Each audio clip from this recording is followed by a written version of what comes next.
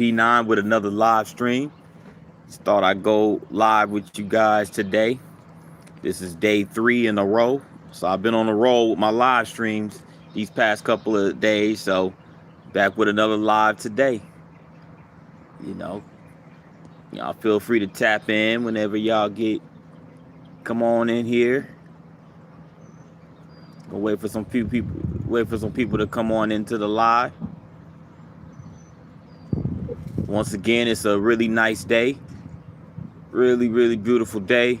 But over the course of the next few days, the weather is we're supposed to experience a dip in the temperature. So I guess that's winter's way of getting the brutal winter weather out of its system in preparation for the spring. So we're making that transition into the spring. So that last week leading into the spring, the temps are going to dip. But, nevertheless, the weather is going to be what it is as long as everybody's thriving and surviving. That's all that matters at the end of the day. Regardless of the climate. Got a couple people in the live right now. And as you come into this live, y'all know the drill. Tap that like button. It's a couple of taps of the screen or one click of the mouse. That's all it takes to, like the video. No effort whatsoever required. But, just here chilling this afternoon. Good afternoon, Sassy. Welcome to the live stream. Thanks for tuning in. Hope everything's going well with you, sister.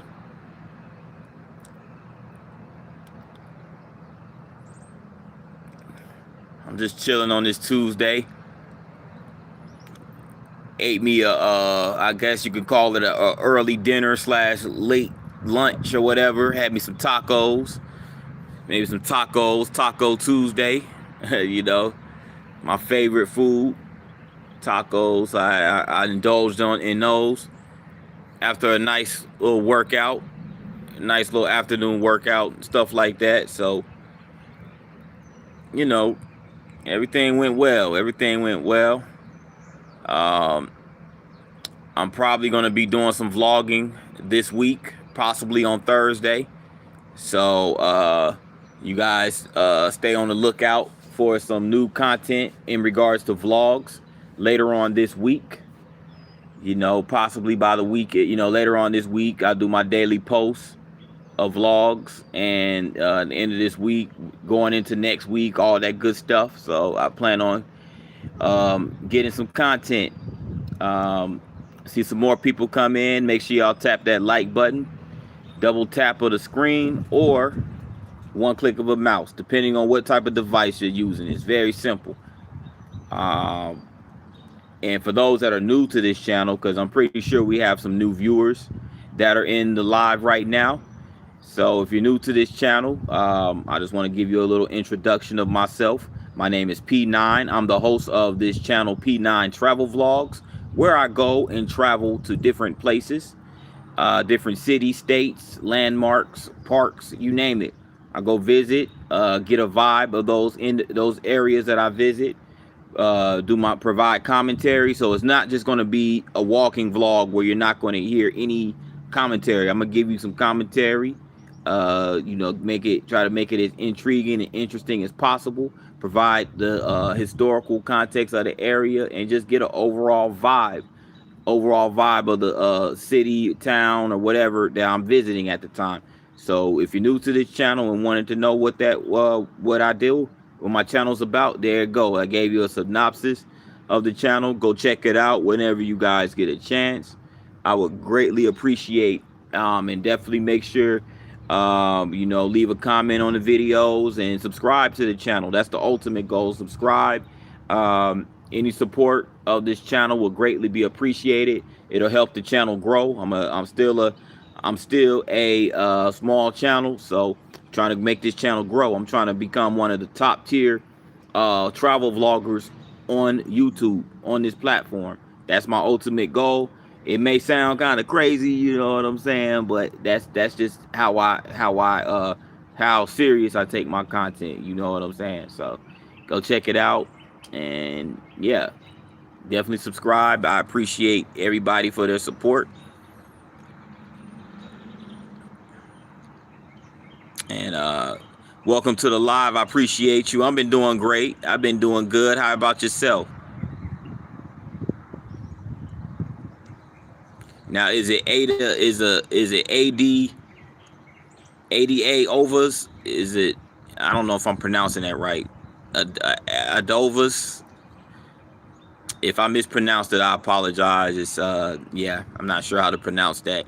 But I appreciate you for tapping into the live to this afternoon. Man, we got 27 people in here right now. We got 27 folks in here. We got 5 likes. All right, keep the likes coming. I appreciate y'all for liking the video, and I appreciate those that are in the live, you know, right now. You know, true supporters, trolls, regardless. You know, I appreciate y'all for being here regardless, because you help out the channel one way or the other. So, yeah. So, so like I mentioned yesterday about the community post is still up in regards to you know, I want you guys to go, if whenever you have an opportunity, to go to my community tab and vote on the community post. I have a poll posted up, and I have a poll posted up, and I would like to put like for as many people to participate as possible in regards to my you know, next travel destination, in regards to where I travel to another region. So for instance, you know, on the poll, I have, in one selection, I have Arizona, New Mexico, Nevada. The other selection, I have Texas, Oklahoma. The other one, I have the Dakotas. And the other one, I have what's the other one? Pennsylvania, Maryland, and West Virginia. So if you guys could go check out the poll, go participate, and interact and engage, I would greatly appreciate it. So I do plan on traveling. I post, it says I was going to keep the poll up open until at least you know, the beginning of, I believe, March or April, but I couldn't edit it, so I'm gonna keep it up until further notice. And right now, initially, I postponed it to July, which is probably, I'm still gonna probably go in July, but if July doesn't work out, at least by the fall. So sometime in 2026, I'll plan on taking the trip that you guys vote on. You know what I'm saying? You just have to wait and see how things play out. You know, traveling like that requires a lot of planning, and you know, we want to make sure everything goes according to plan. So, but in the meantime, in between time, y'all go check out the community post, go vote. I greatly appreciate that. Um, because if I do travel in the fall, I think that would be ideal, somewhere like around October. You know, where it's the fall season, the weather is somewhat moderate, you know, moderate temperatures. So I think that would be a good time. Um, you know, July would be good too, but we just have to see. Either way, I'm gonna deliver. I'm gonna deliver on you know, what I said I'm gonna do. So yeah, and again, you know, guys, if you guys are making travel plans, my best advice, due to the current situation, if you're traveling, due to the current situation with the partial government shutdown and a staff shortage at many of these airports of TSA security, my best advice is, if you can, arrive at the airport at least 4 hours prior to your departure time. That will be your best bet. And that's just, you know, in anticipation of long lines.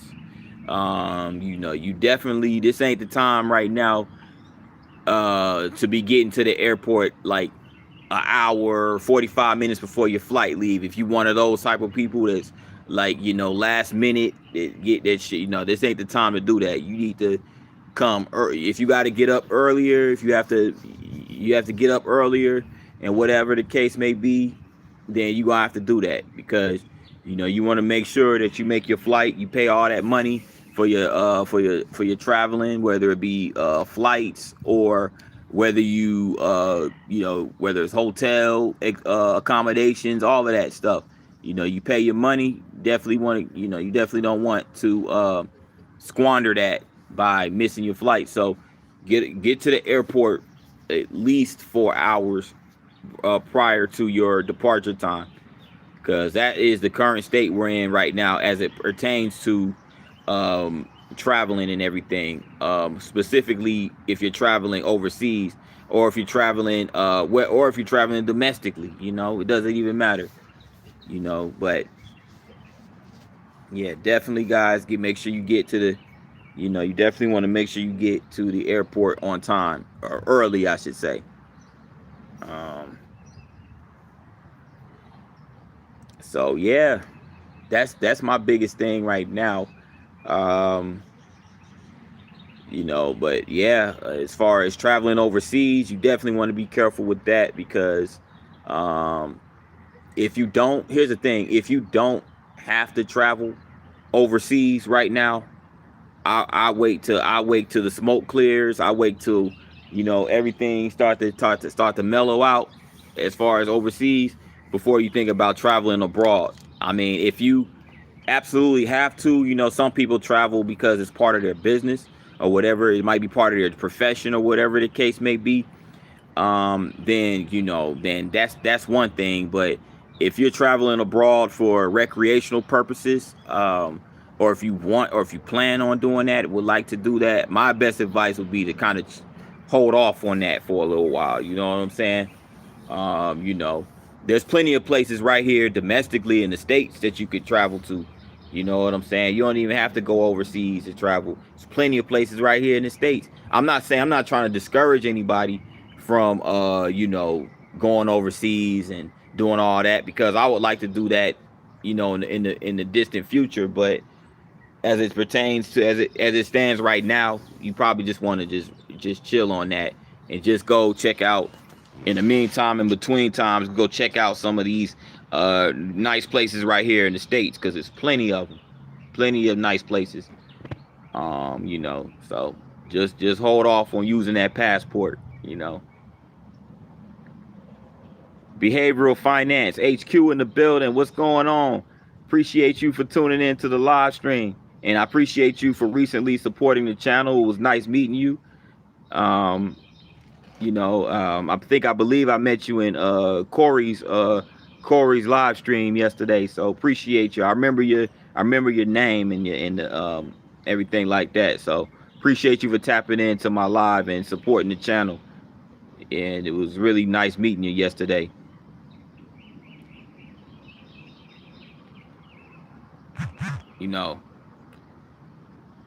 JC, welcome to the live stream. And no, I'm not a football player. I have been mistaken due to my stature, due to my build. Some people probably would see me and see, dang, he probably a football player. But no, not a football player. Just a pretty big, built individual. But that's pretty much it.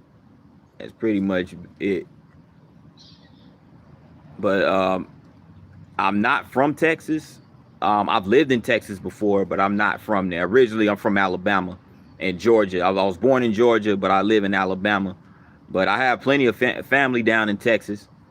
I have plenty of family in the Dallas-Fort Worth area and Houston as well. So I have some ties to Texas, but that's not like my I'm not like originally from there, even though I lived there for a couple of years as a child. My mom was stationed in Fort Sam Houston out in San Antonio. So I have some familiarity with San Antonio, but yeah. Yeah, good choice, Behavioral Finance. Yeah. Yeah, domestic is the way to go at this point in time. Yeah, because it's international. Yeah, I can't. And I just traveled. I just recently traveled to Japan. When I say recent, I meant like 4 months ago. Toward like the latter part of October going into early November. I spent about like a week and some change in Japan. That was the last time that was the first and to date the last time I traveled internationally. And that was towards the end of the first shutdown, so quote unquote. That was towards the end of that. And, that went pretty smooth. That traveling experience went pretty smooth. You know, it went all right, but yeah. But as it stands right now, with the current state of affairs, nah.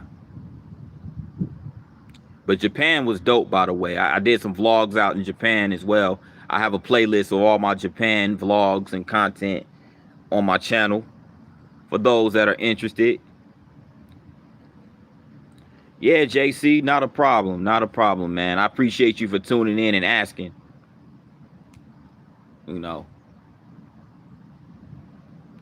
All right, we reached double digits in the likes department. That's what's up. We reached double digits in the likes department. So we had 10 likes. Let's try to get it up to 20 now. Got some of my eyelash I had to get off.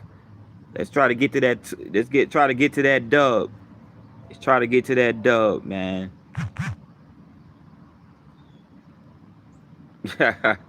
Mimi the Queenie says, how do you like your girls, black or white or yellow or brown?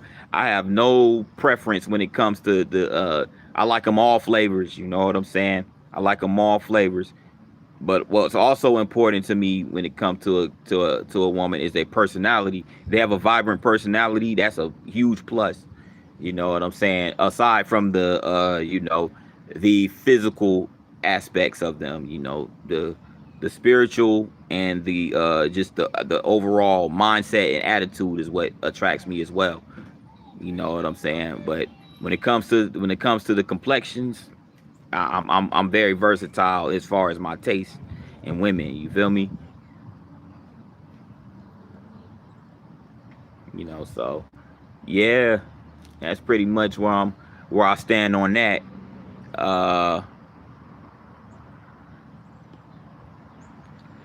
Yeah, I'm all right. I tend to think I'm a pretty smart guy.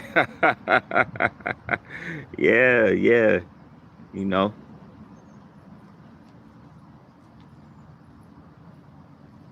Sounds like me. Yeah, it sounds like you too, huh, me. Yeah. Yeah. Yeah, I do what I can. Yeah, but that's how I feel though. That's how I really feel. You know what I'm saying? Good afternoon. All right. So, yeah.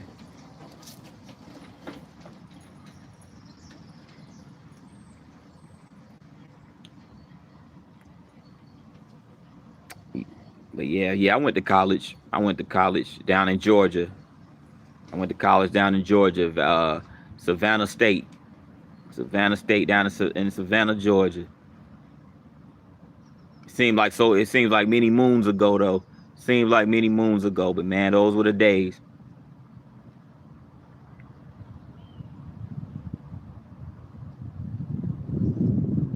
I might lean towards black brown though. Okay. All right, that's what's up. Hey, that's what's up. Nothing wrong with that. Dark skin is where it's at. I'm not being biased though, but I'm just saying, hey, melanin is where it's at. I'm just keeping it a buck, but it's but as far as me, like I said, I like them all shades. I don't discriminate around here. No discrimination around here. When it comes to the women, you feel me? That's why I like to travel too. I like to travel because you get to see different people, different walks of life, different personalities. The women for sure. Women, just seeing different women in different regions. That's cool too. That's why I like doing what I do. You know what I'm saying? But like I said, I'm still a small channel, so I'm still growing. But I'm plotting on ways to take this channel to a whole nother level. You know what I'm saying? trying to add some flavor. You know what I'm saying? But I still got to keep the history. I still got to keep the historical vibes to it too. You know what I'm saying? But yeah, I'm a funny guy. Yeah, yeah. I make a few people laugh. It's good to be around. Yeah. I like to chill. I just like to chill and have fun and enjoy life. You know what I'm saying? It's too much. It's too much negativity going on in the world to be like to have low vibrations. You know, I gotta keep my vibrations high. You know what I'm saying? You live longer that way. You know what I'm saying?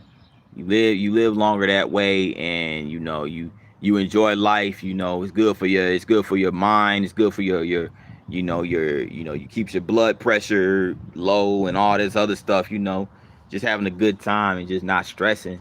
You know, that's how my approach of life is. That's why I like traveling. That's why I like walking around and going places. It's therapy for me. It's therapy, and it's helps you breathe. It helps with your breathing and everything like that. And I like to work out too. I like to exercise. I like to do stuff. Like, I don't like just sitting around being miserable. You know what I'm saying? Life too short for all that. You know. It's true. I went back and forth to Detroit and Philippines, now Detroit and Riyadh. Okay, well, out of in Saudi Arabia. Oh wow, is that what that is? Riyadh, Saudi Arabia, if I'm not mistaken. Yeah, I've never been to the Philippines. I actually wouldn't mind visiting. I wouldn't mind visiting. Um, I went to Detroit. I went to Detroit some years ago. My stepmother is from Detroit.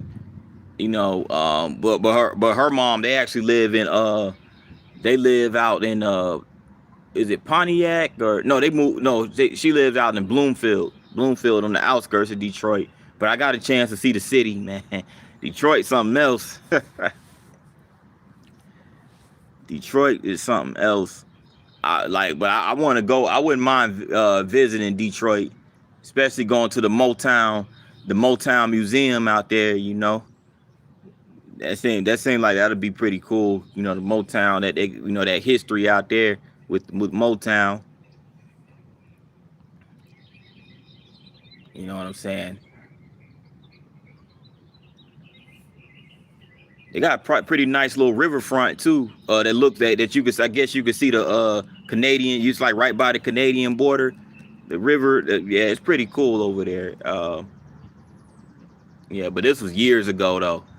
It's years ago. This was like last time I've been to Detroit was probably over a decade ago, to be honest. Okay, you work there now? Oh, okay, okay. How was that? How's that experience working out there in Saudi Arabia? JC says you're setting a good example with your channel. Your channel will grow so you can spread your positivity. I appreciate that. I appreciate that, JC. I really do appreciate that. I be, I do what I can. I do what I can, and like I said, I just that's basically what I want to bring to the channel is just a bunch of positivity and good vibes. So that people from no matter what walk of life you from, no matter where you from, no matter what your ethnicity is, whatever the case may be, I want to make this channel welcoming to everybody. You know what I'm saying? My mom and my brother lives in Warren, Michigan, to be specific, just outside of Detroit. Okay, Warren. I know Eminem. He mentioned Warren a few times in a few of his rap songs. You know, yeah. So yeah, I've heard about Warren. I've never been there, but I've heard about Warren. Eminem name dropped Warren a few times in his rap song. But that's what's up though. Shout out to your moms and your bro.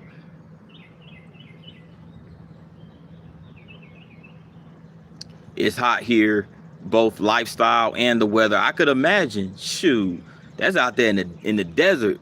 That's out there in the desert. I could imagine it be cooking out there.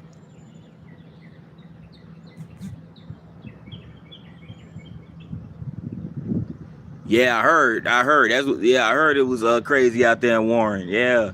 Yeah, Eminem mentioned that a couple times in his songs. I think you know, if I'm not mistaken, it wasn't that trailer park that he was talking about in 8 Mile, wasn't it like over there right by Warren and all that?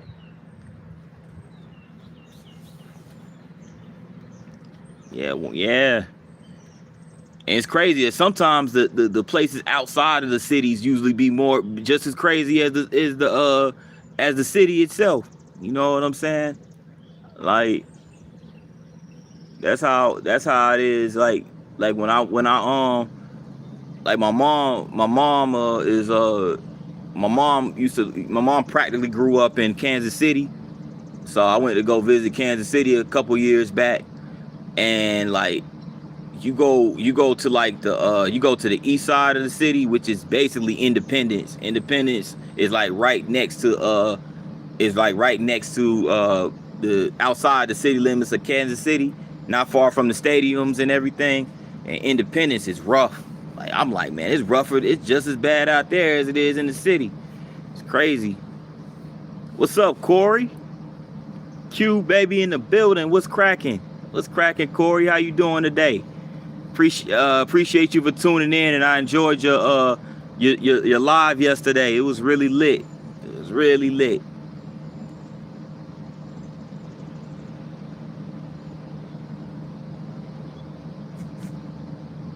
I argue with my mom and brother, but they don't want to leave, which is crazy. Yeah, that is crazy. Why stay in that environment? Like, you know what I'm saying? Like, where would you want them to where would you want them to relocate to? Like, what would be your preference if you had to pick somewhere? You know?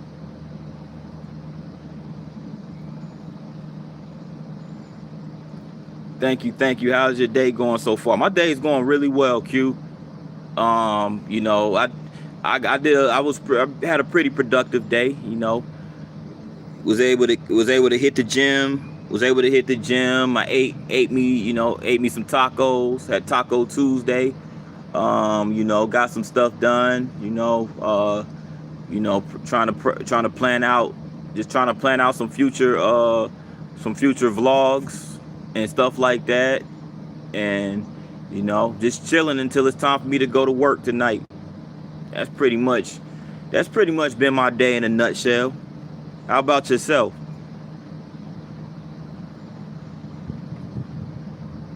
I appreciate you for asking.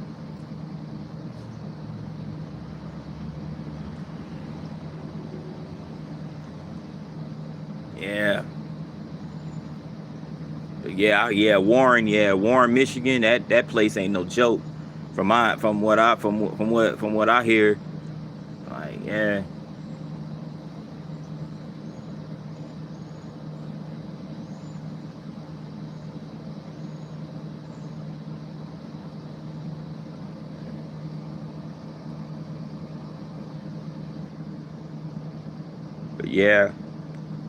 but yeah, I think the next like string of vlogs I want to do to kind of mirror my Mississippi Delta vlogs, go to the Black Belt of Alabama. The Black Belt of Alabama is like it's Alabama's version of the Mississippi Delta, you know, minus all the blues music history and stuff like that. You know, the Black Belt is known more so for like the fertile soil and everything like that. You know, the black soil. Now, granted, the Black Belt of Alabama has a majority black population, but that's not why they call the Black Belt in Alabama Black Belt. The black is basically named after the soil. They have a lot of black soil, very fertile soil in that region. So that's what made it very, you know, like a really good place to grow. You know, obviously cotton. You know, cotton is the biggest crop, you know, out there. You know, mostly in that region, but you know what I'm saying. But yeah, you know, I guess you know you can. They also grow like you know like sugar cane and all that type of stuff as well. So yeah, I think I want to do that in my next string of vlogs like that I do is hit the black belt. You know what I'm saying?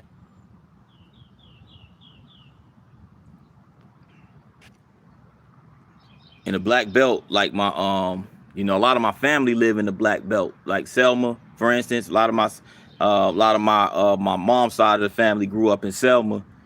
You know, Selma, Alabama. We already know Selma. You know, most of us are already familiar with Selma. I did a vlog out there too. I vlogged out there a couple months ago and talked to one of the brothers who, you know, interacted with one of the brothers who's a Selma native. But yeah, everybody by now should know like the civil rights history as it pertains to Selma. But there's more to the black belt than just Selma. Like Selma has a lot of out of the black belt has a lot of little small like black towns. A lot of them kind of like impoverished, you know, unfortunately, similar to how the Mississippi Delta is. It's just, you know, a lot of impoverished areas. And a lot of it has to do with, you know, when, you know, when those farms, when the farms start to become mechanized, in other words, they were using machines to, you know, to harvest the crops. You know, it pretty much took away so many of the jobs from people that, you know, they basically, the jobs, they killed a lot of jobs, and a lot of people, those that were able to leave the South, they moved to areas like in the Midwest. They migrated to areas like in the Midwest, up north, some out west.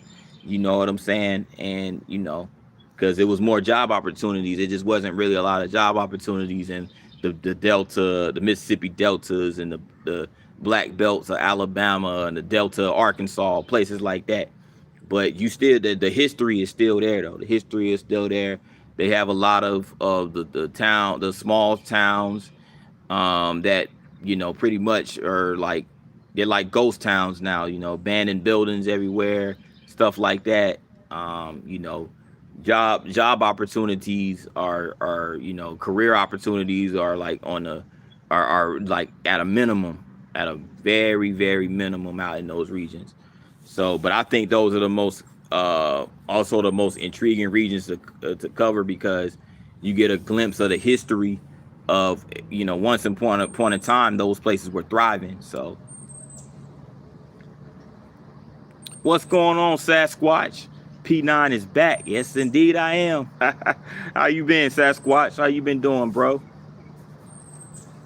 Good to have you in here today.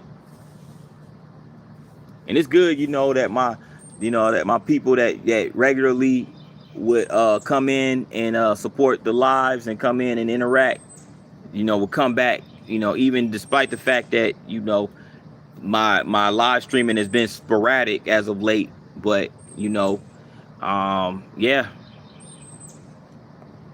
this is my third day straight, so on the live, first time in a long time where I went 3 days live straight. So, you know, I'm happy about that.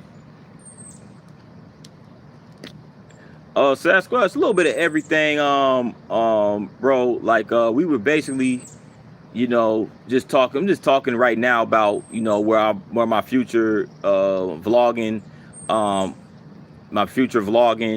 endeavors are, and just talking in general. Was talking earlier about traveling. You know how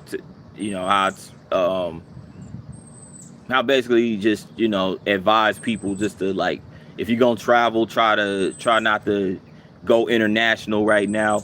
You know, try not to go international. Try to keep it within the you know, within the confines of the United States. Travel domestically. Plenty of great places to visit right here in the US of A. Plenty of great places to visit here. You know what I'm saying? You ain't even gotta. Honestly, the only reason I got a passport and went to Japan, because my sister wanted me to come out there for the longest. You know, her and her family, you know, her husband and the kids, they've been out there for the past now 5 years. So yeah, and, you know, and I just for the first time was able to get out there last fall. So yeah. But Japan was a whole vibe though, y'all. Like, again, if you haven't checked out the playlist, man, go check it out. I still have it posted. I'm going to have it posted. I'm gonna keep it posted. I don't plan on taking it down, but yeah, I'm gonna keep it posted, man. It's good, some good stuff, man. I had a great time. In Sasquatch, I'm at home now. I'm at home in Alabama, just chilling at the crib. Just chilling at the crib. But about a couple weeks ago, I was out in Mississippi. Got visited a few little interesting places out in Mississippi. I got some vlogs posted there as well, if you're interested. Yeah. And I don't know, Sasquatch, I don't know if you voted yet. I have a poll on my community post, on my community tab. If you haven't voted, man, I appreciate it if you whenever you get a chance, go vote on my on where I could go this year, because right now it was gonna be April, but April is not gonna pan out for me, so it's gonna be at some point in 2026. I'm gonna vote. I'm gonna visit one of those places that you vote on in the poll. So yeah, man, I appreciate that. I appreciate it, bro. Appreciate that. Yeah. But yeah, aside from that, yo, y'all, just been chilling, just been taking it easy, you know. Just been taking it easy.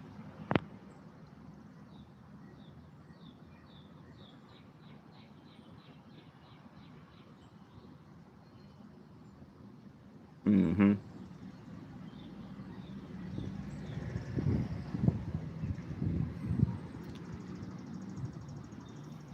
How's the weather where y'all at though? How's the weather going where y'all at right now?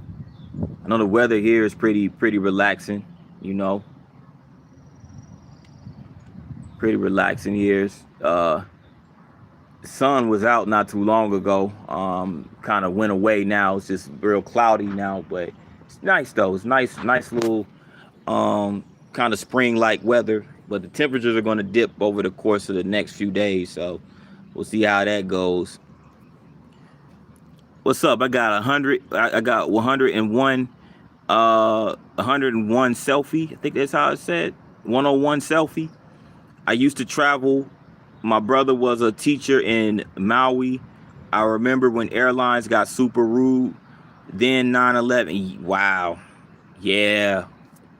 Yeah, that was, and those were the days when it was a lot cheaper to fly. Airfare was a lot cheaper back then, you know. And then, yeah, and then that 9/11 happened, and then that changed everything right there. That changed everything what happened. So yeah, I remember them days too.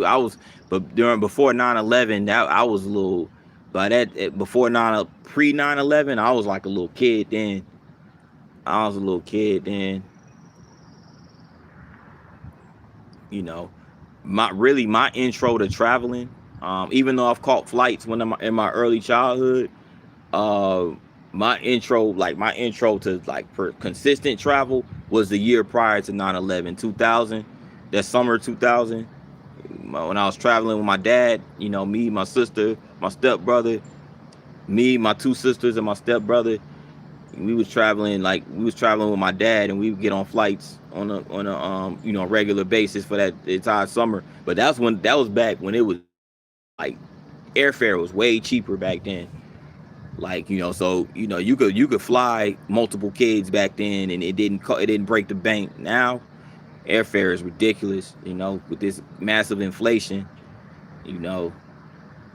And now, yeah, and then you paying all this money for airfare, and then you get to the airport, you got to go through the stresses of being at the airport and everything like that, and then potential delays and all that other stuff. And we see what's going on right now with the with the long lines because of the staff shortage of the TSA members. So yeah, it's crazy.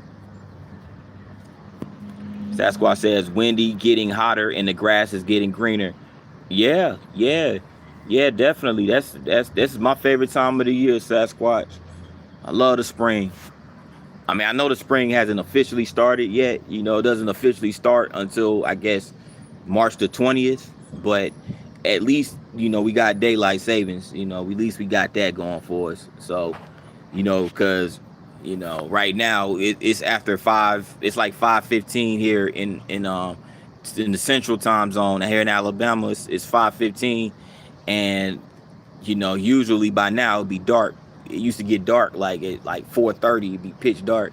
Now like 5:15, we still got a lot of daylight out. So this is my favorite time of the year. I like the extended daylight because you know that's my favorite time to be out and about is when the sun's out and when there's daylight out. You know what I'm saying?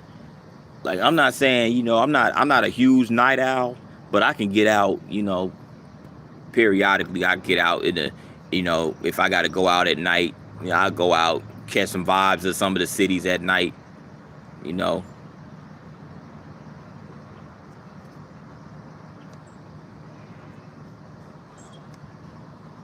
Wow, that's crazy.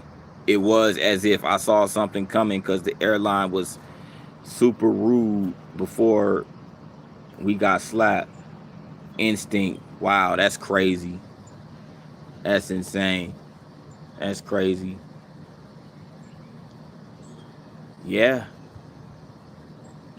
you know what I'm saying? Like I said, when it comes to air travel, like I mean, I like of course, you know, some places you just if you gotta you some places you can't get to unless you travel unless you fly. I mean, that's just it is what it is. Some places you gotta fly.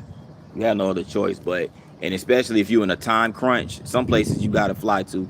But if like a lot of places right here in the States, if I can help it, if I have the time, you know, and time and the energy, I prefer to be on the road. I prefer to drive. You know what I'm saying? You get to see more. Um, you know, I wanna one day get on a train. I want to do some. I want to do it. I haven't done a train ride in a long time.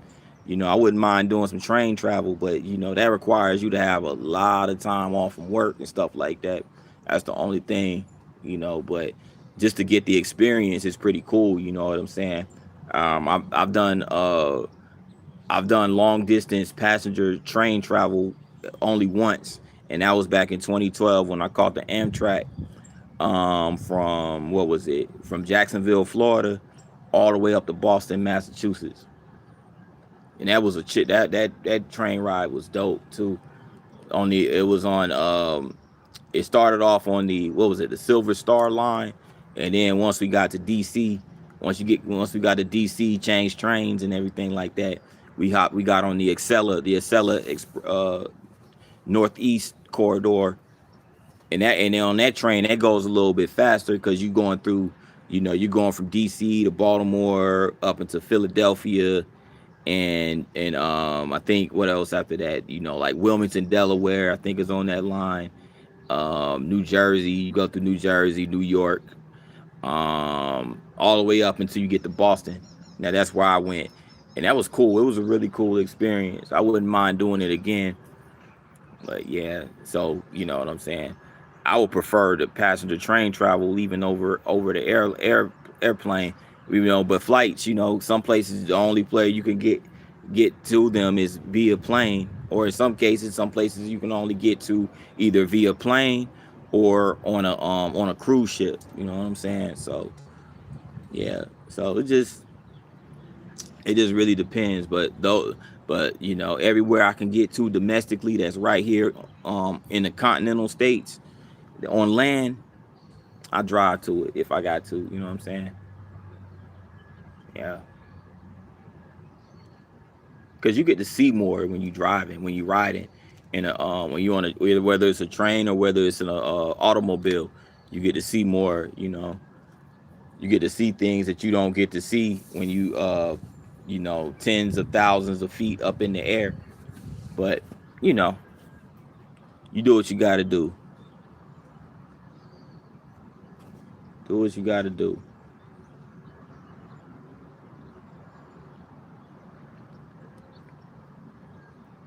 I traveled train so much when our family moved from Chicago to Minnesota.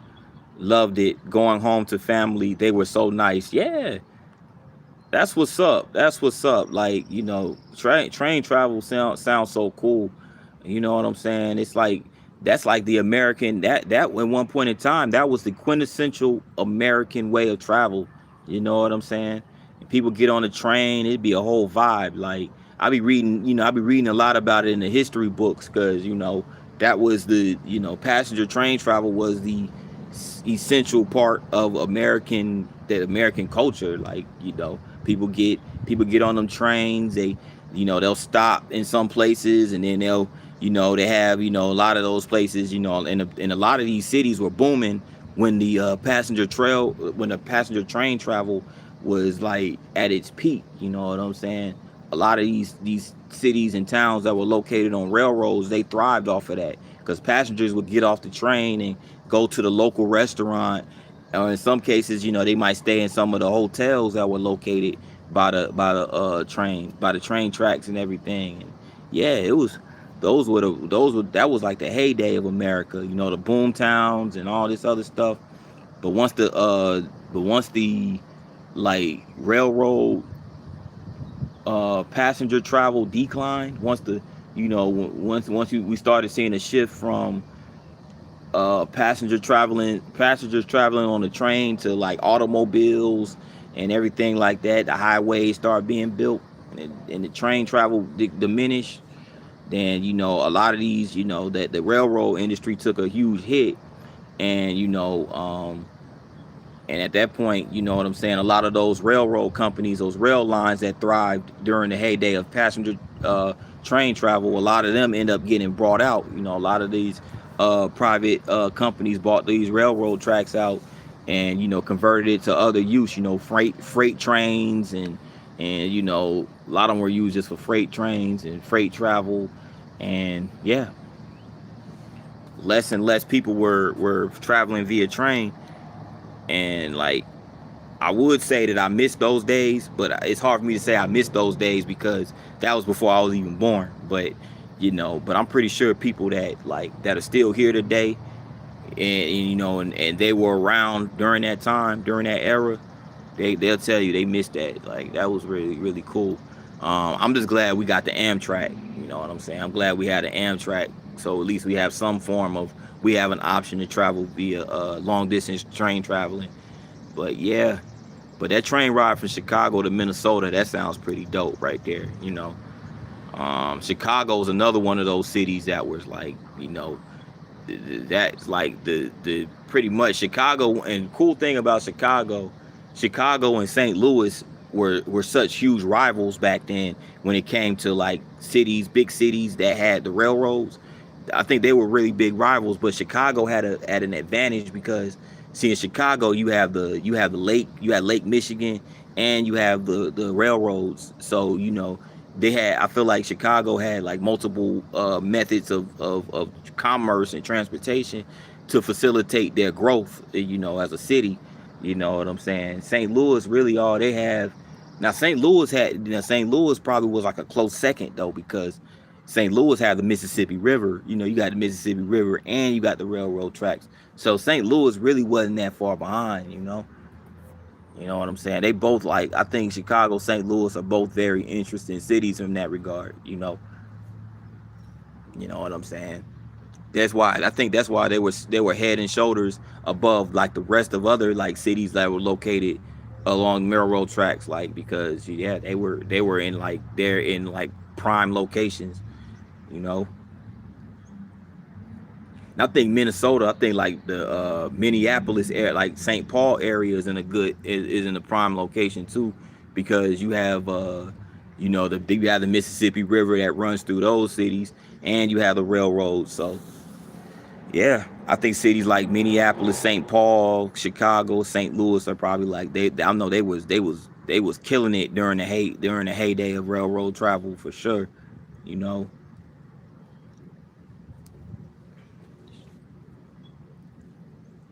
yeah, man. Yeah, but this is my favorite. I like talking about stuff like this because I love to see like and see when I visited these cities. You visit these cities like you gain a especially being there in person. It's like And even if you like, even if you study them, from the computer or whatever, regardless, you just get it. You get a better understanding and a better appreciation of how these cities were built and how they grew from generation to generation, from decade to decade, and the industries and how the industries, how the industries fuel the population, and the population, the people, how they contributed to the industry and the workforce and all that. It's really interesting. I've always found that type of stuff intriguing. You know, and how the railroad tracks and the railroad depots and all that stuff. Those have always been pretty cool to me. I like going to cities where they have those railroad depots and they have the locomotives on display, and they be the authentic, like these don't even be replicas. I used to think they were replicas, but then I found out later on, like, no, these are the authentic, preserved, like, locomotive cars that were used during the heyday, and they keep them on display for historical purposes, and you go there and you learn about them, and it's just really cool. And they give you the dimensions, the specs of them. I find that very cool. you know Funny thing about Chicago, cause I was young and the old school black white thing never made sense. Right.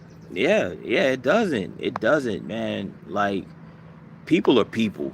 That I've always looked at it like that. People are people, man. I judge people based on who you are, your character. I judge people based on your character, man. You treat me right, you treat me right, you respect me, if you're a respectful person, you have high morals, and you have a good character, a high moral compass. That's what I look at. I don't really, color is just, that's the only thing that's different. It's just you have a different complexion, different ethnic background. That's never been a deterrent to me. You know what I'm saying? I've gotten along with people, man. People are people. I've always gotten along with people based on how they treated me.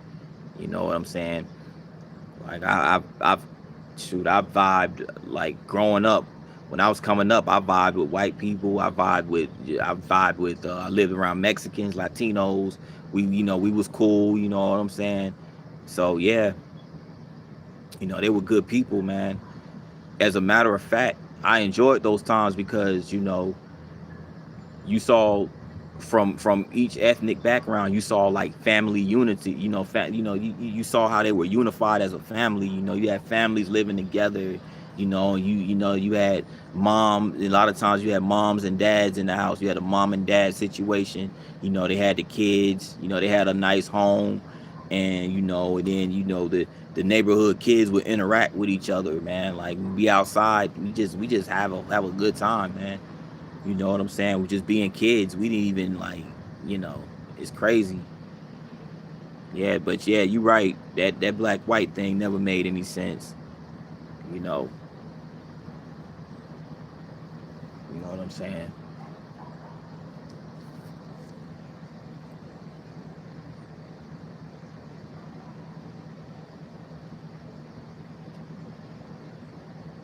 And I feel like this too. And I feel like, anything like that, I feel like stuff like that is taught anyway. Like, that prejudice stuff, I feel like that's just taught.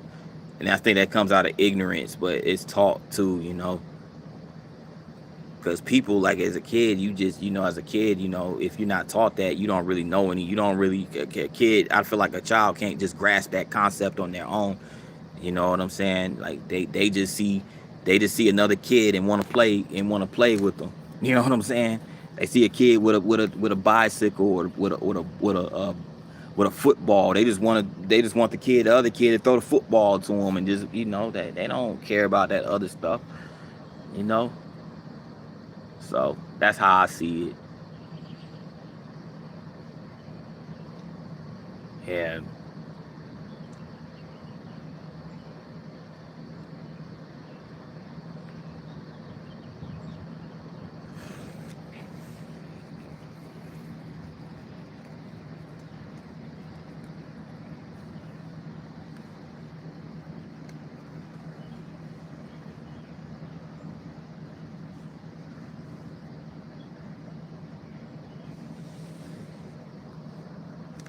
I forgot to mention Baltimore. Baltimore is another city, another interesting city that I think that was thriving.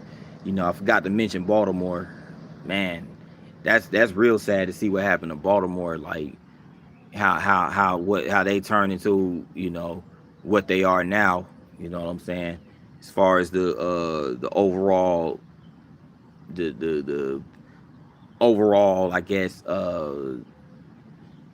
you know, situation that they're dealing with, and you know, especially when it comes to the drugs and stuff like that. but but like, you know, in its heyday though, Baltimore, like, you know, in the early days, and like, you know, in the industrial, during the industrial revolution, all that type of stuff, man, Baltimore was booming too. Baltimore had them shipyards, you know what I'm saying? You know, they had them refineries, you know, factories. You know, Baltimore was like, that's the quintessential place too, because of its location, you know, on the you know, on the on the bay, on Chesapeake Bay. You know, it's a, you know, very major shipping port, you know, everything like that. And you know, you got the Patapsco River, and you know, and of course you have the railroads there, you know. Yeah, I say like Baltimore, Chicago, St. Louis. I'll probably throw Jacksonville in there, you know, Jacksonville, Florida.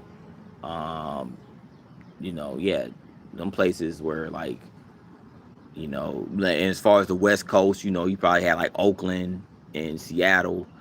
Pretty sure, you know, those locations are where they are, you know, as far as industry, you know. But yeah,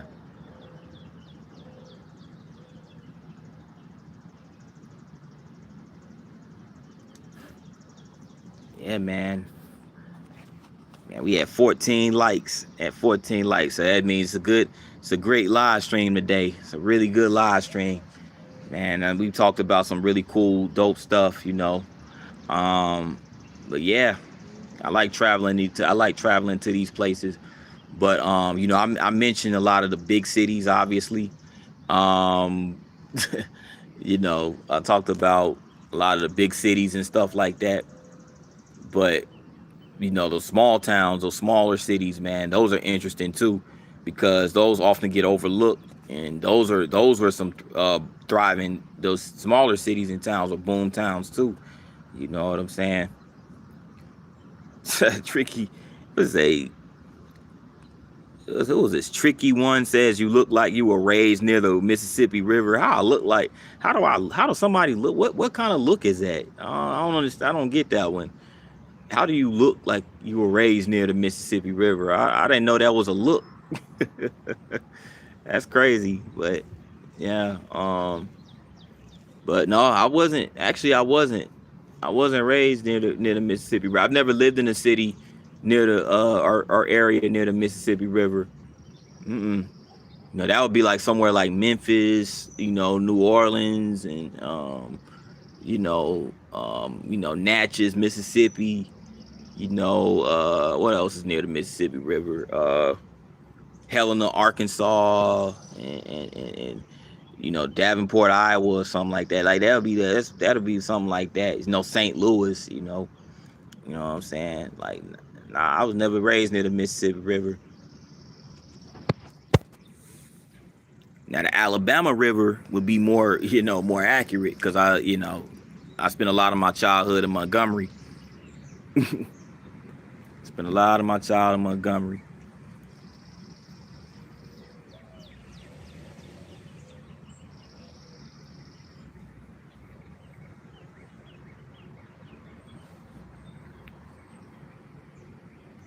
But yeah, man.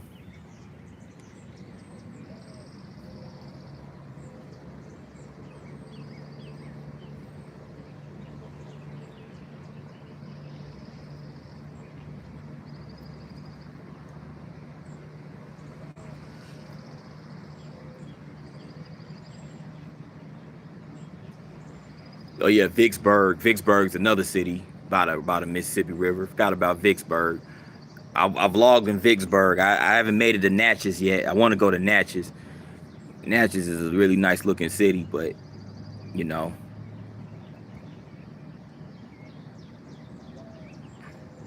What's up, Dimes? Dimes in the building. Says it sounds peaceful where you are. Yeah, it's pretty peaceful. I'm just outside chilling, man. Just outside chilling out down here in Alabama, down in Huntsville. Down here in Huntsville, Alabama. It's pretty peaceful, you know what I'm saying? At least on this side of the town, you know what I'm saying? Pretty peaceful, you know?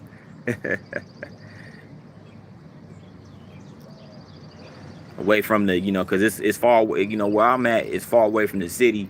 It's far away from like the downtown area. It's a good little way, so you don't hear all the traffic and the horns honking and all that stuff. Pretty chill, pretty chill. It's like my type of place.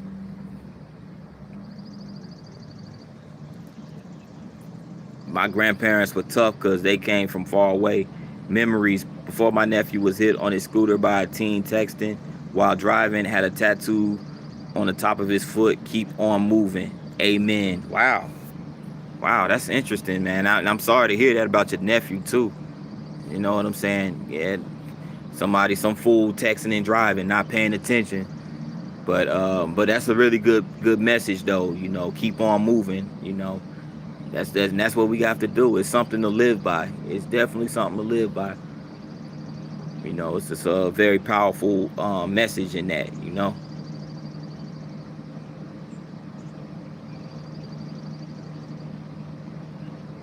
Yeah, Alabama, worlds apart, bro. It sounds beautiful. Yeah, yeah. Where you from, Dimes? Where you from? Yeah. Oh, you okay? The UK. Oh, you in the UK? Okay. Yeah, that's way. Yeah, that you right about that. Definitely worlds apart. Definitely. But the UK, man, shoot, the UK had a lot of inspiration. Like, well, I know Birmingham. I could say specifically Birmingham. Birmingham, Alabama was named after the UK. Birmingham in the UK. You know what I'm saying? We have a Birmingham down here in Alabama. You know. hmm So there's some connection there. you know.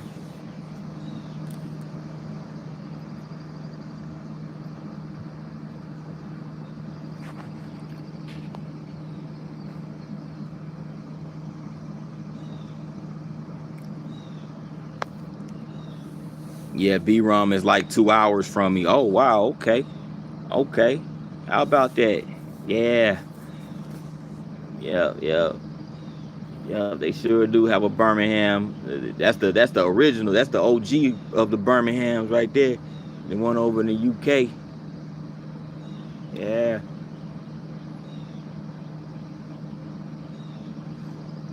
Yeah. Yeah.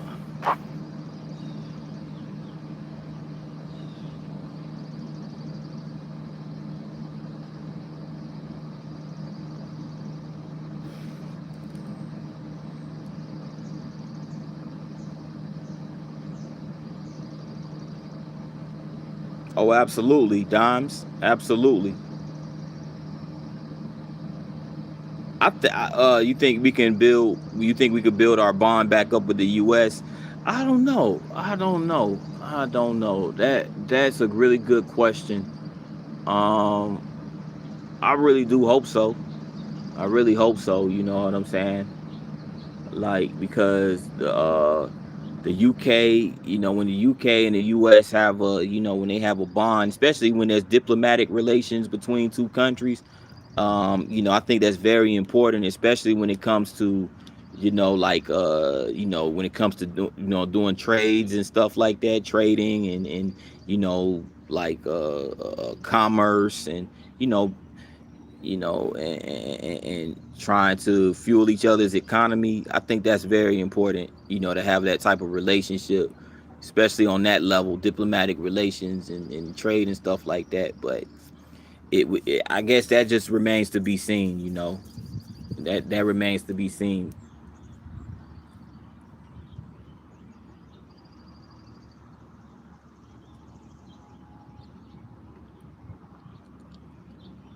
Wow, our Trump is going off, bro.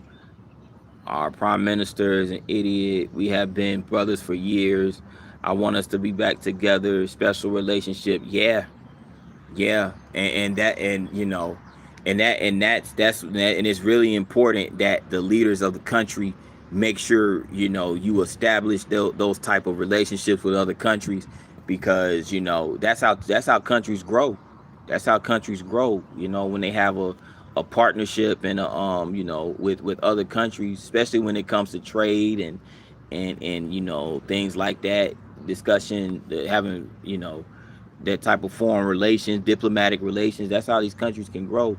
And it's crazy when you have people, you know, that's supposed to be in leadership, that you know, that, yeah, that mess it up for everybody else. Jag Veer 94 says, I hope Trump adopts you because you deserve a loving father. Now, here's the thing. Shout out to Trump. You know, I respect Trump a lot, but, you know, but I already have a father. I have a father. I have a loving father already. Um, but I appreciate that. But I have a loving father already. Yep. As a matter of fact, my father, he's give me a lot of advice in regards to you know, how to grow my channel, good pointers and stuff like that. Yeah, God bless you as well, Jack Veer. God bless you as well.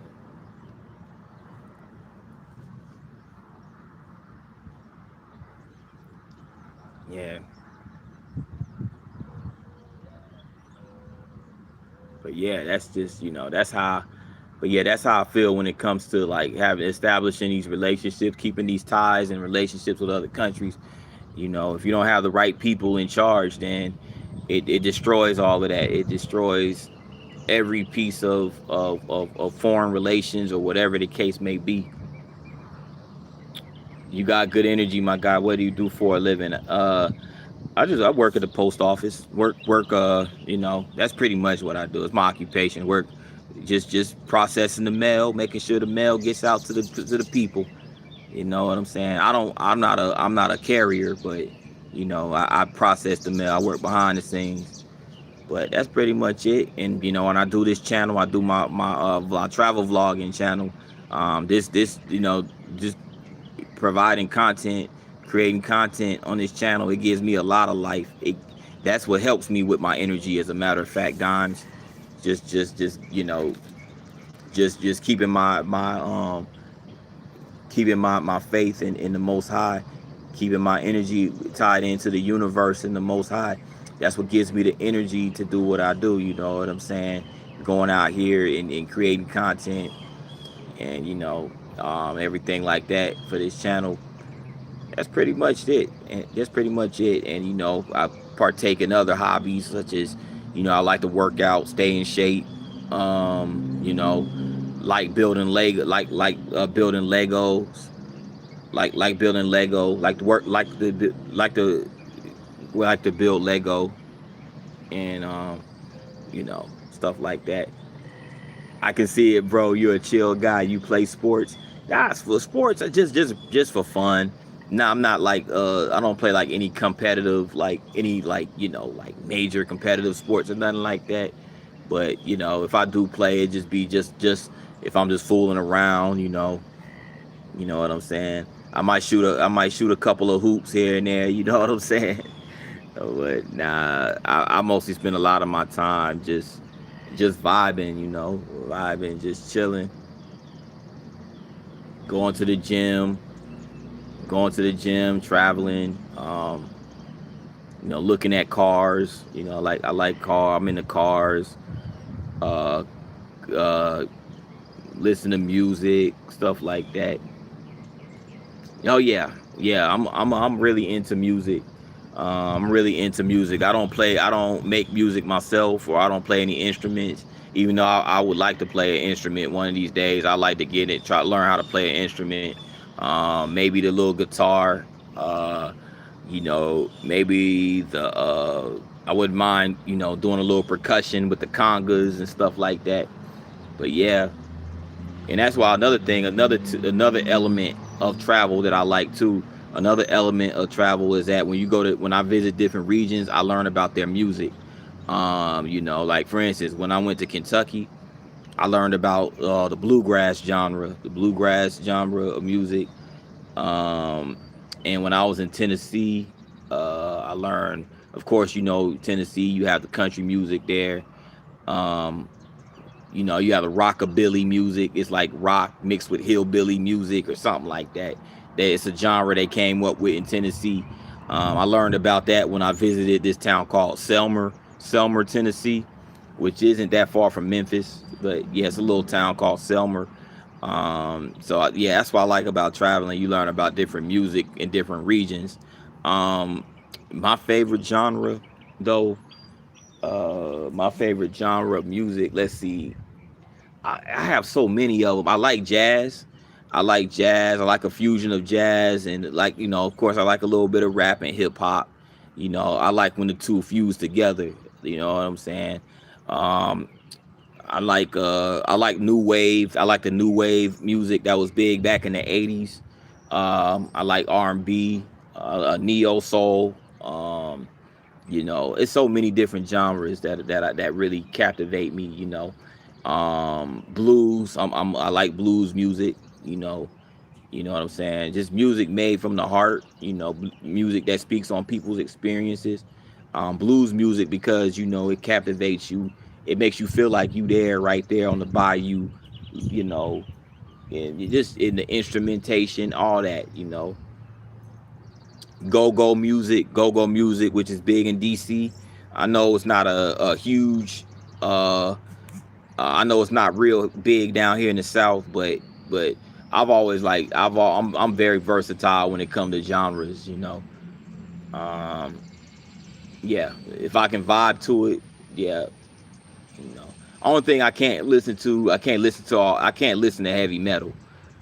You know, to each its own, but I can't listen to that heavy metal with all that screaming and all that yelling at the top of their lungs. I can't do that. That's the only genre that I never really got into like that. I listen to gospel music, anything that's just, you know, that's melodic and just really just got a cool vibe to it. You know what I'm saying? You know, another genre of music too is like kind of like ambient music like they have, you know, they have like a lot of sound effects, you know, and stuff like that, and and it's real like just real relaxing, like artists like Paul Hardcastle and Deep Forest, Enigma, stuff like that. It just got a real just mellow chill. You can just play it and you can just imagine yourself like it just puts you in a trance. You can imagine yourself kind of like in a distant universe or something like that. You know, stuff like that. Reggae. I can listen to a little bit of reggae. You know, I'm a reggae person. So basically, all the genres. Yeah. Definitely all. Yeah, basically, yeah. Most of them. Maybe a few exceptions, but most of them. Peter Damien says, "Hi, welcome to the live, Peter. Thanks for tuning in. We got 15 likes in the building. So I think I'm gonna stay on here until I at least get 20 likes. so yeah, that's true. Dimes, you've taken a lot of inspiration from U.S. music. Yeah, definitely. I can see that. I can see that. Um, it's such a broad and a large variety of music. You can, you know, and it's all. And I'm the type of person that keep an open mind. You know, I try to experiment with as many genres as possible, as far as like listening to them. You know, to keep an open mind, because most people don't have most people just like they listen to a certain genre of music and they get so comfortable with the genre of music that they just, you know, they don't gravitate or they don't try to explore any other thing. You know, they just, you know, like I couldn't be that type of person that just strictly just listen to rap music just because I grew up around it. You know, that was a nah. I wanted to venture out, you know, and listen to other type of stuff. You know what I'm saying? Like, you know, it's more like, yeah, it's just, you know, because eventually the same genre of music gets played out, it gets boring. You know, it's the same thing over and over.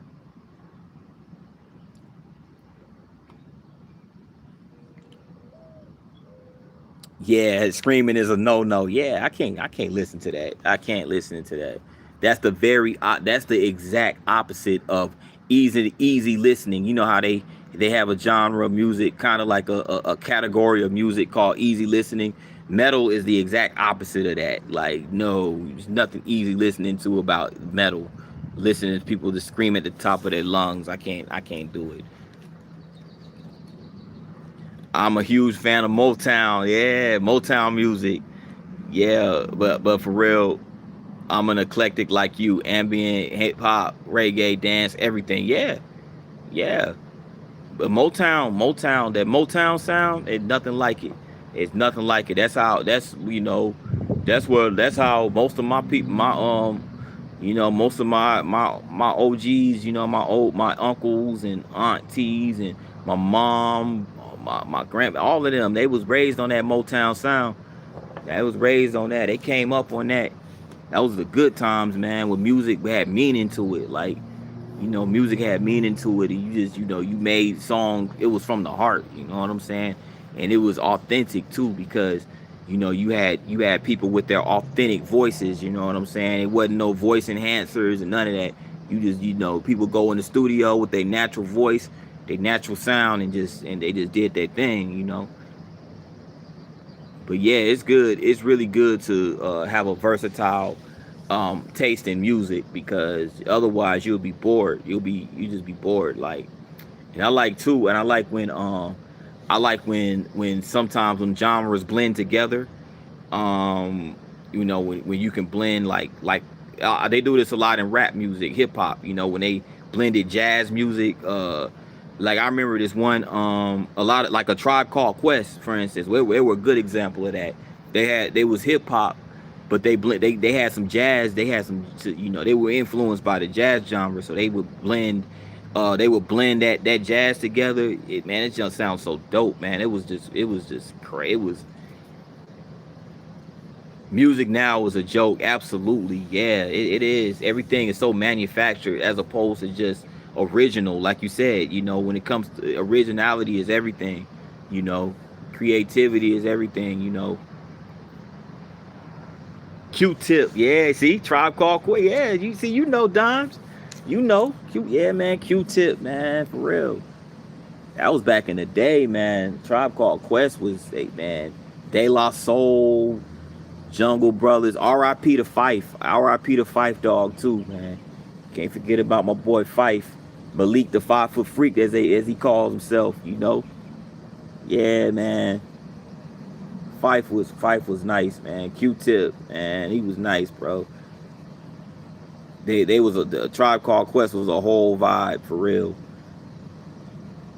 Brand Nubian was dope too. They kind of blended jazz music with they blended jazz music with a few of their songs. Boogie Down Productions did it. Can't forget Guru from Gangstar. I think Guru had like a whole like jazz album basically. It was a jazz and rap album basically. You know. And I like Andre 3000 from Outkast, how he experimented with the flute, try to blend in some classical music and stuff like that. I just like stuff like that, man. Shoot, man. He said, "Come on, you can't test me on hip hop." Yeah, I see you know your stuff, Dimes. You know your stuff, man, for real. For real, for real. But I'm 36. I might not look like it, but I'm 36 years old, man. I'm a millennial. I'm millennial, so I came up. I kind of, I'm a kid of the '90s. I'm a kid of the '90s, so that was kind of like my era. That was my coming to age. Early 2000s, late '90s, early 2000s was kind of like my coming to age. You know, ATLiens, yes, ATLiens was a dope album for real. The whole concept of it, it was just really, it was really nice. Yeah, Outkast from the ATL. They were one of Outkast and Goody Mob were one of the first. It's gonna be some people that probably going, it's probably going, you know. Well, really, no. Let me take that back. Outkast and Outkast and Goody Mob, they were one of the first like the pioneers of ATL music.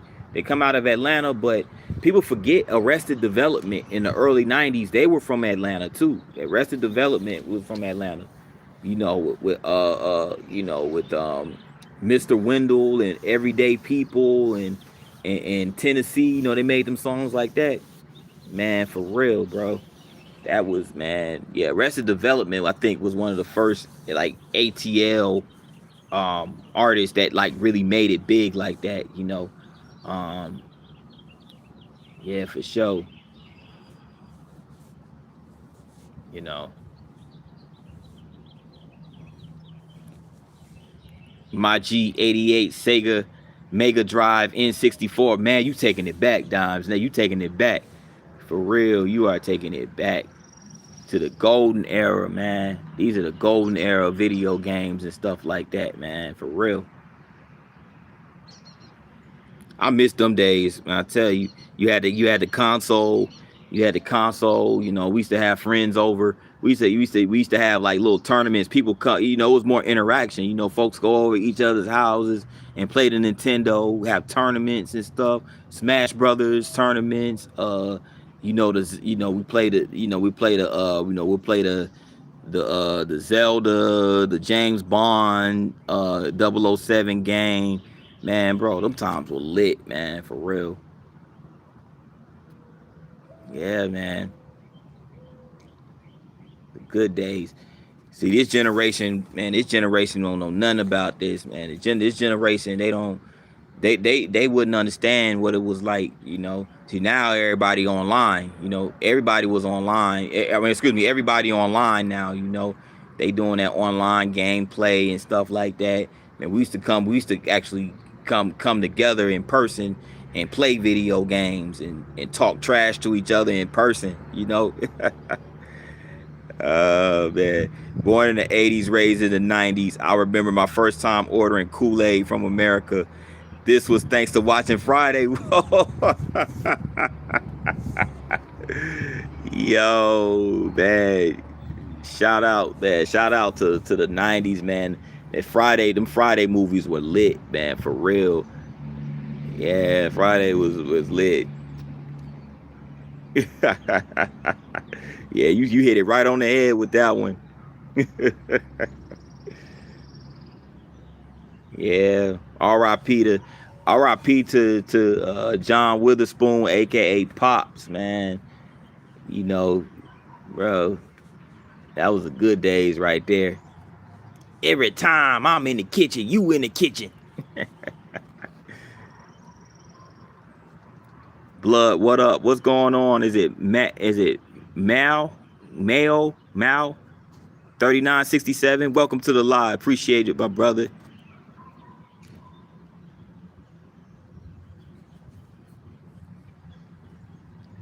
What's up, Ryan? My boy Ryan in the building. What's going on, bro? What's going on, brother? How are you, man? It's been a minute, man. How things been going with you? Yeah, John Witherspoon was John Witherspoon was my dude, man. He was my idol growing up, bro. He was my dude, man. He felt like he felt like a father, like my TV father, basically, bro. Especially when he did that monologue in Friday when he told Craig, man, back in the day we had these, you win some, you lose some, but you live to fight another day. Like, bro, that man, that's classic, bro. That's classic, man. I wish more of these cats would apply to their life, man, instead of, but yeah. But Ryan, man, I just been chilling, bro. Just been working, doing my usual vlogging when I can type stuff, For sure. That's pretty much what I've been on, man. For real.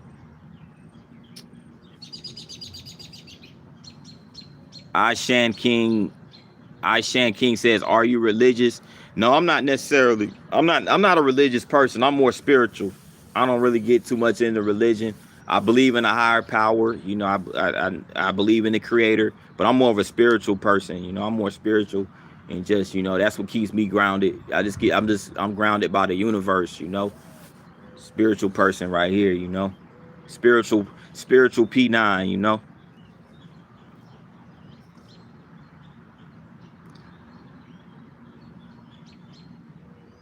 '90s was a great era, man. I feel you. Did I miss it? Even broke out an old cell phone for work and came away from any social media. I want to go back, bro. Facts, dimes. That's when times were simple, man. Times were simple, bro. Like, you know, and I feel like people were happier back then, man. I mean, I know things weren't perfect, but I feel like at the same time, I know things weren't perfect, but I feel like people were a lot more happier then than they are now. It was just like you just for sure, everything from a price wise, from an economical standpoint, everything was cheaper. You know what I'm saying? And people, people weren't so glued to the internet and to the gadgets and stuff. People would interact with each other more. Families used to come together and have dinner. You just sit down and have dinner at the table and have real life conversations and stuff like that. You know what I'm saying? And yeah, you had better TV shows that pushed that family image of family and unity and stuff like that. You just don't get that much anymore. It, I wish we can. I wish we can bring the '90s back for real. But yeah, man. But yeah, Ryan. Man, Ryan, how you enjoying it out there in Arizona? Yeah, I know Arizona, man. I know it got to be nice out there, man. For sure. 100% happier, sugar and foods, family sticking together, Pokemon, Zelda, Pizza Hut. Damn, yeah. Oh, you hit it right on the head with Pizza Hut, man. I remember we used to go to. It was a time you go to Pizza Hut, man. You take the whole family. You just veg out, man. We used to go to Pizza Hut every now and then, go chill at the. They had the buffet and everything, bro. You know what I'm saying? So yeah.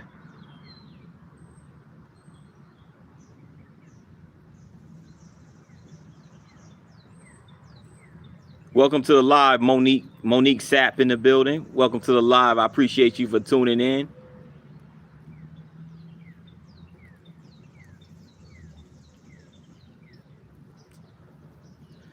My favorite American dish. Let's see. American dish. Oh man, that's a good question. Bro. Man, that's a good question. My favorite American dish.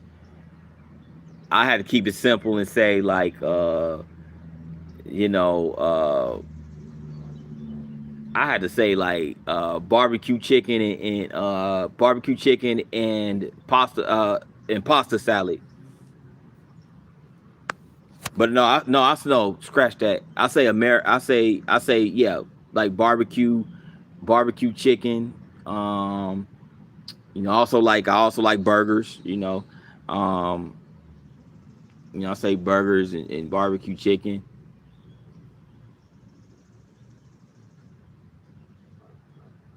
But I also like fish too.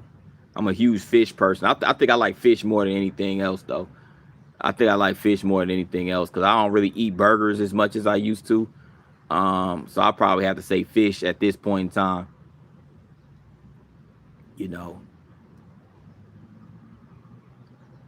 like what was that? You used to say, oh, Rakim, like Rakim back in the day, with a favorite plate of my with a plate of fish, which is my favorite dish. But without that, I couldn't make a wish or something. He said like that. But that was Rakim. Rakim was he was a big fish eater too.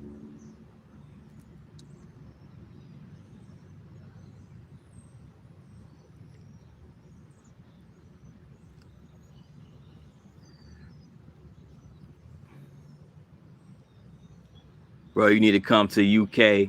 One, full English breakfast. Two, roast dinner. Oh, that sounds so good.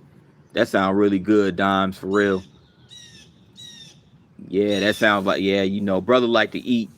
Brother love to eat, man, for real. So that sounds good. Roast dinner, especially on the breakfast too.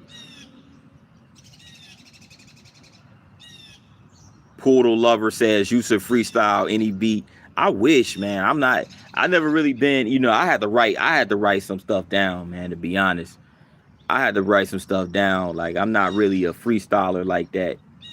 You know, some people can just get on a can just they can get on a beat. They can drop a beat can drop and they can just flow on anything. Like I've never really been a freestyler. Now I could write some stuff. You know what I'm saying? I can write. Give me a pen and a pad. I can probably do a little something. You know, I could whip up a little something, something. But you know,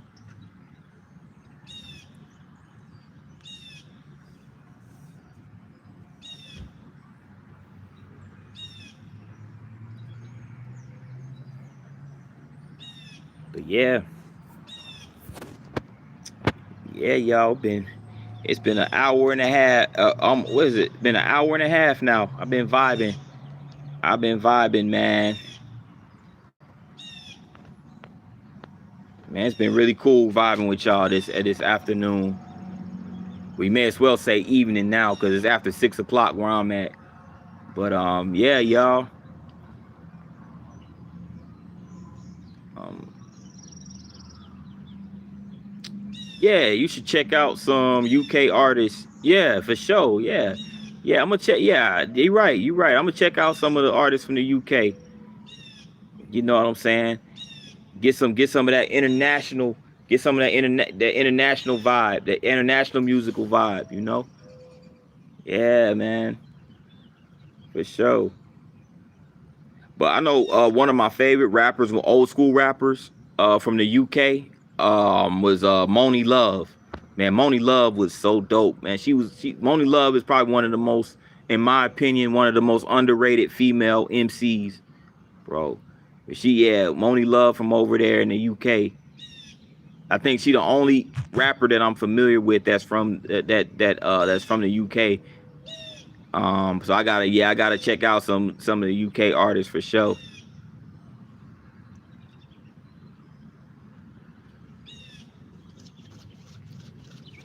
Yeah.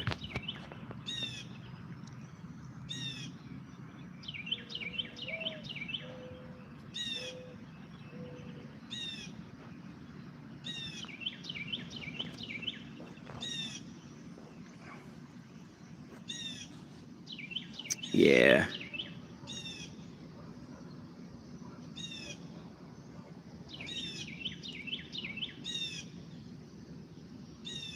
Yeah, definitely put me on to some of them artists out there in the UK. Definitely. Definitely, you know, and I'm gonna check them out. I'm gonna check them out. Like I said, you know, especially when I be at work. That's all I do. When I'm at work, I work nights. When I be at work, I be listening to music like 90% of the time, 90 to 95% of the time. When I'm at work, I'm listening to some music. You know what I'm saying? It helps me get through the shift. So yeah, man, I be interested in hearing like anything that people can suggest to me. And I just put it and I just put it on and I just vibe to it. Yeah, that'll be cool. Yeah.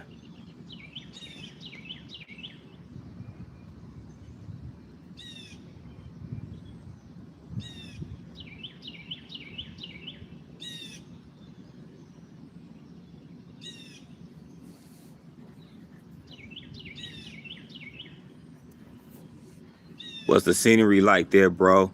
I'm imagining some um I'm imagining some Walking Dead vibes. You can recharge out here. Um you can or you can Oh, you can reach out on some DMs on here.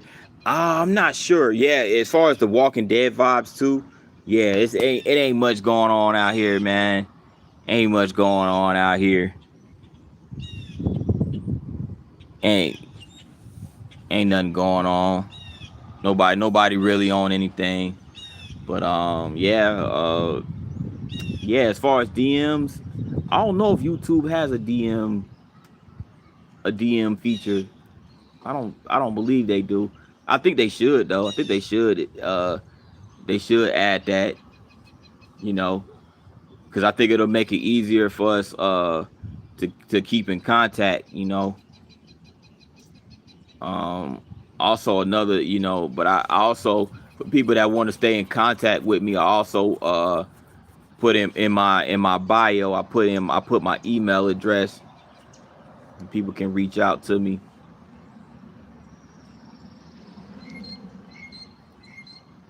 But it's really peaceful though. It's really peaceful. It beats like it feels good to be kind of far away from the city. I mean, I'm in the city, like, but I'm not in the core of the city, I should say, you know. Like, you know what I'm saying? Like the downtown area where it's all congested and loud and cars honking. You don't hear all of that out here. I'm kind of like outside the downtown. I'm like probably like 10 to 15 minutes outside of downtown, which is far enough to, you know, it's real quiet and peaceful out here, you know. And that's what I like about it. You just come out here, sit out in the front, you know, the neighbors are peaceful. You just come out and sit out in the front and just chill and just enjoy the beautiful sounds of nature.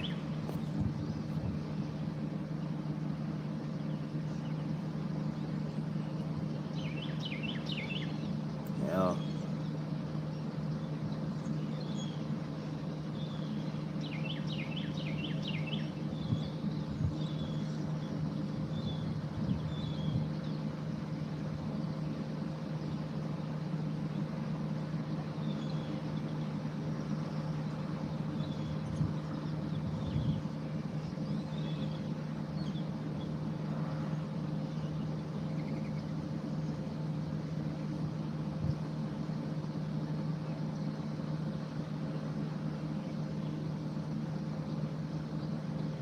Same as B, bro. I'm enjoying the sticks. Relaxes my brain. Yeah. Yeah, that's what I'm saying. Like, that's why I like living. Like, one thing about it, when I do get a house, when I one day get a house, I would want it to be somewhere like in the outskirts of far away, kind of a good distance away from the city, where it's just quiet and peaceful. You know what I'm saying? You know, like, you know, it's too much. It'd be too much chaos in the city. You know, it'd be too much chaos, too much stuff going on. You know, it feels good to just be somewhere away from all of that, and just, you know, somewhere where you can think, you can concentrate, and you can, you know, get away from all the stresses of the. There's too much stress in the city. You know, I don't see how people could do it. Honestly, I can't see how they do it. But some people like that city living. You know, and you paying way more taxes. You paying way more taxes, paying higher cost of living, just to be around a bunch of sirens and you know, a bunch of horns honking and stuff. Nah, I can't do it.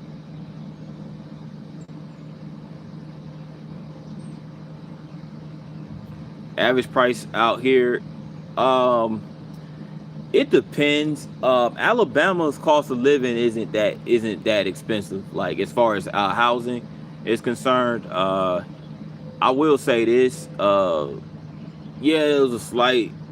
I'll say the housing market out here is pretty good. If you're looking to buy, if you're looking to buy a house, housing market out in Alabama is pretty good. Um, Huntsville's pretty decent, but I probably say the areas that surround Huntsville, like Athens and like Muscle Shoals. Well, Muscle Shoals is kind of like a little further out, but, you know, for the most part, Alabama, you can get a really nice house out here, um, for a little over 200, for a little over 200K. You know, you can get, it's you like, if you have, and it depends on what your, you know, what your budget is, of course, too, but depending on how much you're willing to spend. But, like, I say, for, you know, really, you can get a decent house in Alabama for like a little over 200K. You know what I'm saying? A little over 200K. And even for a really, like, if you're looking for size, it just depends on what you're looking for, really. You know, um, if you're looking for something a little, you know, not too big, but like a pretty good size house, a 3 to 4 bedroom house or something like that, You can get 3-4 bedroom houses out here, you know, 250, 300K, depending, and a lot of it too also depends on what city. Like it's a little pricier, obviously, to live in like the like Huntsville. The prices went up on houses because Huntsville is growing. It's constantly growing out here. It's like, you know, the population in Huntsville now is like probably it's over 250,000 people that live in Huntsville, and you know, which is a massive spike in the population when you compare it to like 15, 20 years ago. So you know what I'm saying. Back then, you know, a house in Huntsville probably be like 175,000, you can get 150, 175,000 for a pretty nice size house. Now it's probably like in the 250 to $300,000 range. But you know, it just depends.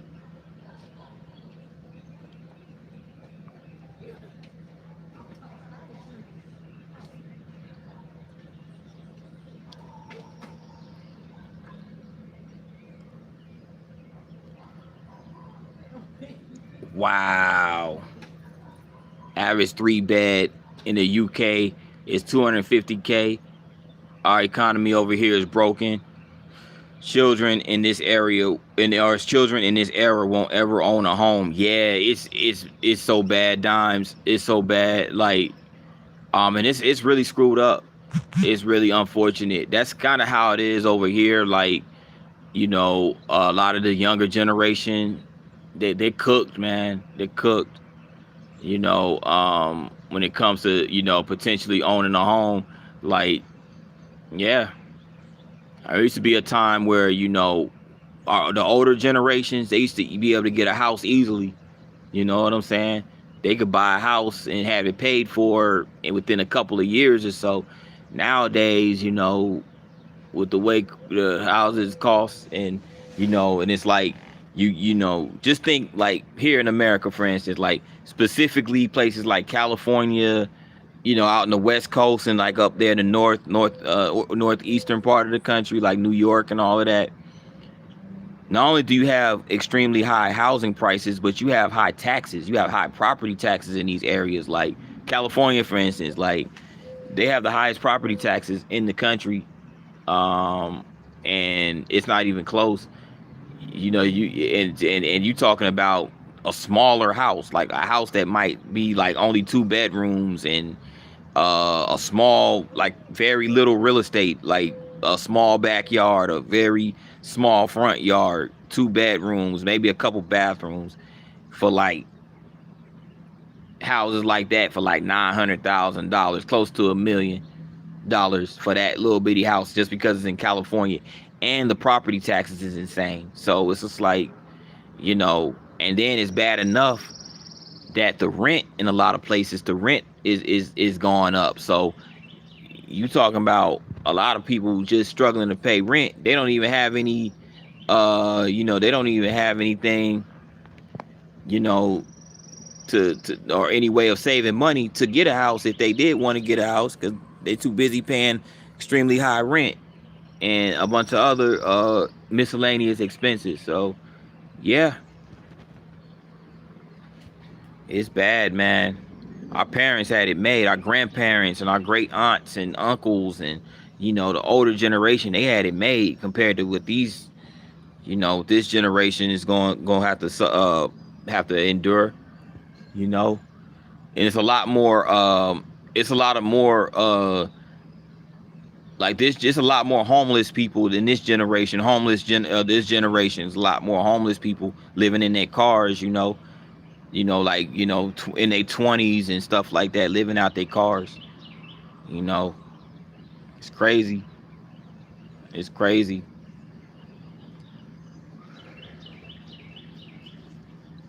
You know, but it's insane, man.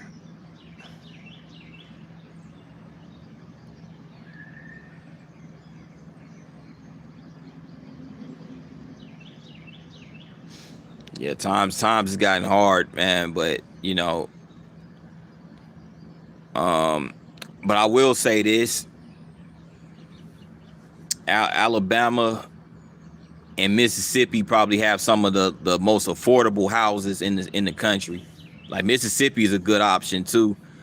Mississippi's pretty cool. They have some pretty affordable real estate, and you get a pretty good amount of land, and nice size house. You know, probably a lot of them houses like less than 200,000, less than 200K. Different topic. I listen to a lot of American motivational speakers. Who has been the most inspirational in your life? Man, that's a good question. That's a really good question, Dimes. Let's see. I have to say motivational speakers. Dang, that's a good one. I like this lady named Ayana Van Zant. I found her be very motivational. You know, I like Malcolm X, even though Malcolm X is from way back in the day. I like listening. I like listening to a lot of his old speeches and stuff like that. Claude Anderson. Dr. Claude Anderson is another good one because he likes to talk about a lot of very insightful, informative, especially when it comes to like black economics and stuff like that. It's quite a few of them. But I say, Claude Anderson for sure. He's definitely on the short list. Yeah.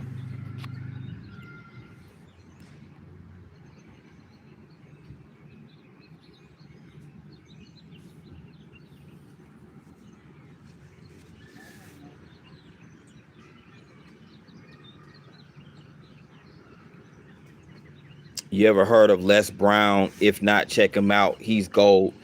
Yeah. Okay. Yeah. Nah, I've never heard of Les Brown. I'm gonna check him out though. I'm gonna check him out. Listen to. I like being put on the new motivational speakers and stuff like that. So yeah, I'm gonna check out Les Brown, and yeah, check out Claude. Check out Claude for sure. Yeah, he's really Dr. Claude Anderson. He's really really good speaker, man. He be saying, and he's an elderly guy, probably like in his I want to say Claude Anderson probably in his 80s. He's probably like in his 80s now. He's a very an older guy, but very very very very wide. A lot of guy with a lot of wisdom. And what's interesting about Claude Anderson is that he grew up. I think he grew up like in Greensboro, North Carolina, or something like that. And he comes from an era. He comes from a generation, an era where they had like they own like a bus company. How you doing?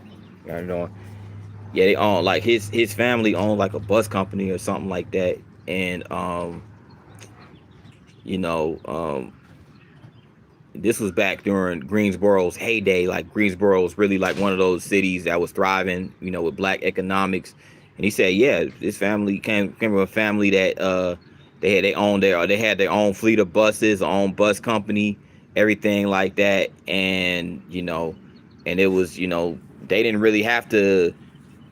He said they didn't really understand what was the whole point of the Montgomery bus boycott. Why would they, why would people try to integrate? And it's real deep, because it's like we had our own bus companies. We didn't need to integrate into the bus that system. But yeah, he's really interesting. But I'm gonna check out Les Brown. I'm gonna check him out. Because sometimes I listen to aside from just listening to music when I'm at work. Sometimes I might listen to some like inspirational something, some inspirational speakers and stuff like that to help me get through the shift.